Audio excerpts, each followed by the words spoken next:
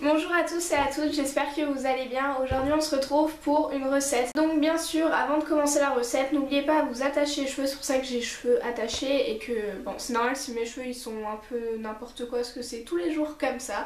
Donc voilà, j'espère que cette recette va vous plaire. Je vous laisse avec la suite de la vidéo.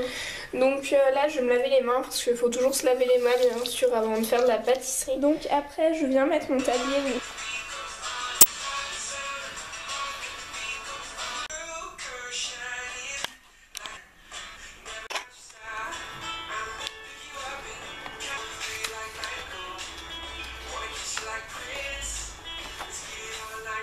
Donc pour les mug cakes au chocolat il vous faudra 20 g de sucre.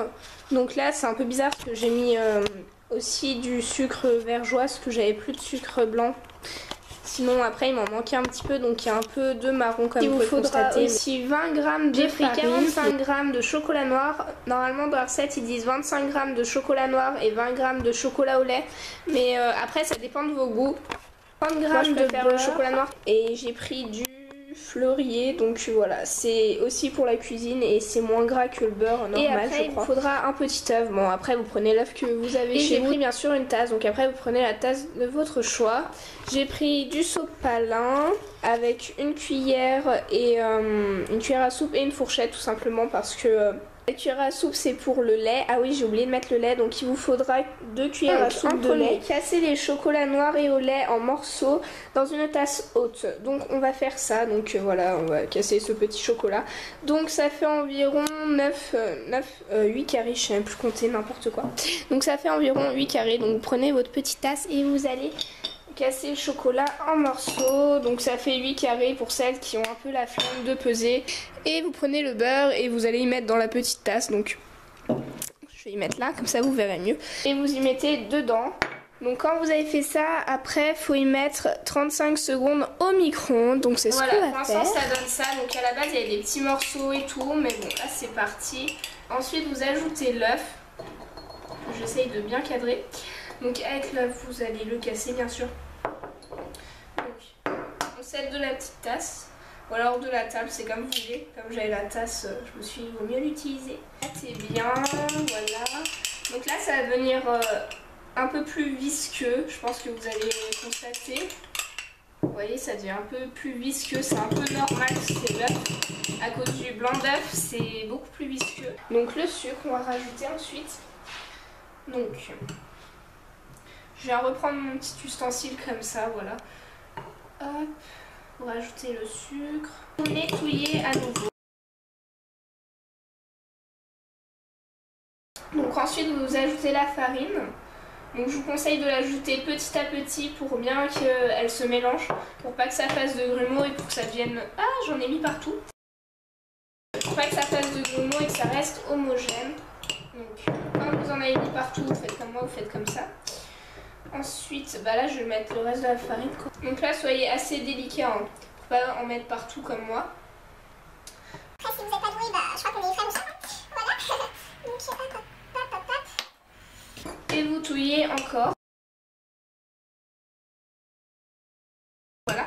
Après vous pouvez bien sûr mettre moins de beurre, hein, parce qu'eux ils disent 30 g de beurre, je trouve ça quand même assez énorme, mais vous pouvez en mettre moins. Donc moi je suis la recette. Dans la recette ils nous disent 4 cuillères à café de lait, donc c'est équivalent à 2 cuillères à soupe de lait. Donc là j'ai mis les sous-coupes au-dessous, parce que si vous êtes doué, bah, comme moi là, et bien vous en mettez partout, donc il vaut mieux mettre un truc en dessous. Voilà, donc 2 cuillères à soupe de lait. Bien sûr j'en fous partout. Plus je tremble, c'est top. Puis vous nettoyez quand vous avez mis le lait. Donc voilà. Allez-y doucement parce que là la pâte devient plus liquide pour pas que ça trisse partout quand même. Donc après vous regardez bien si c'est lisse et homogène. Bon pour ma part oui. Donc voilà, on va mettre ça 1 minute 20. Au micro-ondes. Après, plus vous laissez, mieux ça sera plus moelleux. Si vous préférez que ce soit plus moelleux, là ce sera plus fondant, je pense. Donc voilà. Donc là, il nous reste 12 secondes et je crois que je vais laisser un peu plus que moi. J'aime mieux quand c'est moelleux. Mais le truc chiant, c'est que ça monte, donc je pas envie que ça en foute partout dans mon micro-ondes. Donc je vais voir comment ça se déroule cette histoire. Alors, Mon micro me dit c'est l'heure, tu dois le sortir et tout.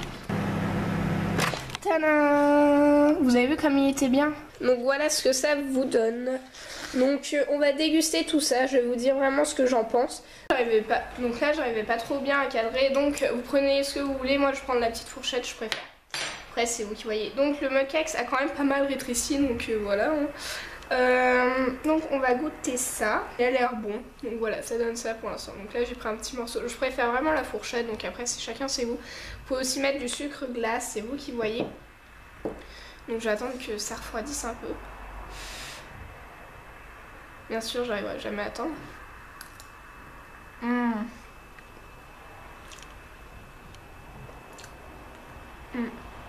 Il est super bon. Bon.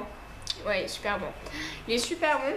Sauf je vous conseille de laisser un peu tiédir parce que je pense que ça sera encore meilleur. Voilà, ça donne ça. Je vais pas vous faire un dessin du mug cakes, mais ouais, franchement, c'est super bon.